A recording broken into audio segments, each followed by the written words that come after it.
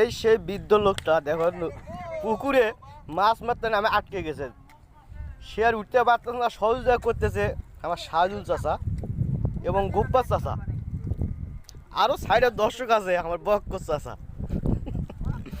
আরও আমার ডান সাইডে সহযোগিতা করতেছে আরিফুল ইসলাম এবং আরও এক চাচা, আরও একজন আসতেছে সহযোগিতা করার জন্য, এবং লাস্টে আমি এক ভিডিও করতেছি। আর সাইড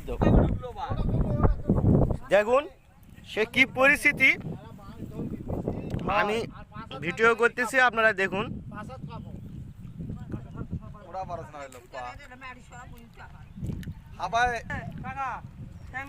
দেখেন মাটি কিভাবে সরাইতেছে, আপনারা না দেখলে বুঝতে পারবেন না। দেখুন কি পরিস্থিতি চলতেছে জায়গাটা, সেই পুরাতন বিলটা দেখেন কত বড়, বিশাল বড় পুকুর, পুকুরের পরিস্থিতি দেখুন, দেখেন কত বড় পুকুর, দেখেন দেখেন দেখেন সে টানে তুলতেছে কিভাবে, দেখেন দেখেন দেখেন দেখেন দেখেন দেখেন দেখেন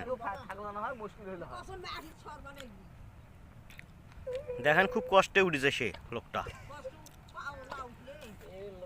এই লোক আমার সহজে, এই লোক ধন্যবাদ দরকার, সবাই সহজে করে টাকা দেন কিছু। এই দাড়িওয়ালা লোকটা দেখেন দেখেন দেখেন, এই লোকটা চিনোছেন কেউ? আমি চিনি, শতপুরে গোপ্পা চাচা।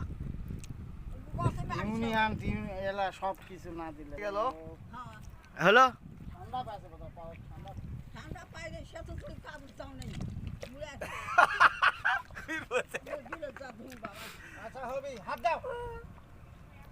দেখেন উডুক টানে তুলছে, দেখেন দেন দেন দেন দেন দেখেন শক্তি নেই, শক্তি নেই, দেখেন